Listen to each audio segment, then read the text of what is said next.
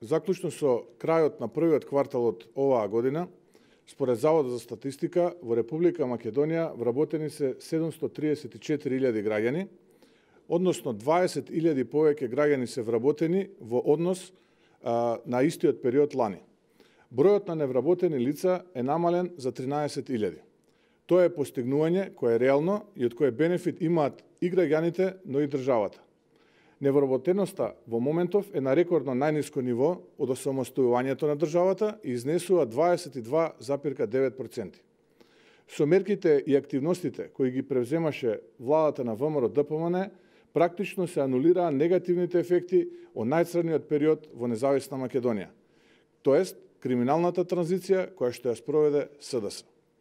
ВМРО-ДПМН изминатите години со напорното работење, воведување на активните мерки за вработување, ниските даноци, политиката на странски инвестиции, поволната бизнес клима, оперативните планови на владата за вработување придонесоа невработеноста да се намали на историски најниски 22,9%.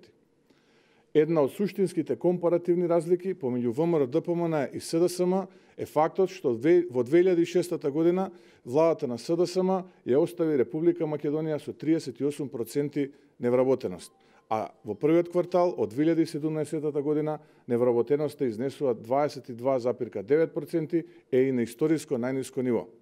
Додека ние спроведуваме проекти и мерки, реализираме отварање на нови работни места, СДС водеа деструктивна политика. Блокира и оценува за сметка на личниот интерес. Но и покрај се, ние успеавме да реализираме намалување на повеќе од 15% на стапката на невработеност, со што помогнавме да го зголемиме стандардот на граѓаните и да им овозможиме услови за поквалитетен живот. Да подсетиме дека од 2006 година до ден денеска отворени се нови 175.000 работни места.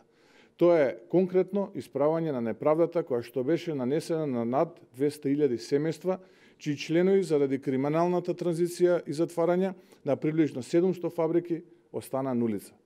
Постигнувањето е уште поголемо, затоа што последните години мерките се реализираа во услови на длабока политичка криза во која што СДС ја втурна државата. Додека тие се занимаваа со деструкција, креирање афери и манипулации, ние се боревме да реализираме проекти за доброто на сите граѓани. Спроведувањето на отворени политики за инвестирање од страна на странските компании, помагање и поддршка на домашните компании се политики кои се водат во континуитет изминатите години и се дел од политиките кои највеќе придонесоа за постигнување на резултатот и тие мора да продолжат. Очекувањата на граѓаните се да продолжи и понатака трендот на воведување мерки и реализирање на проекти за подобрување на квалитетот на животот на граѓаните, како и на нивниот животен стандард. Граѓаните очекуваат СДС да престане да глуми опозиција и да се занимава со безпредметни манипулации.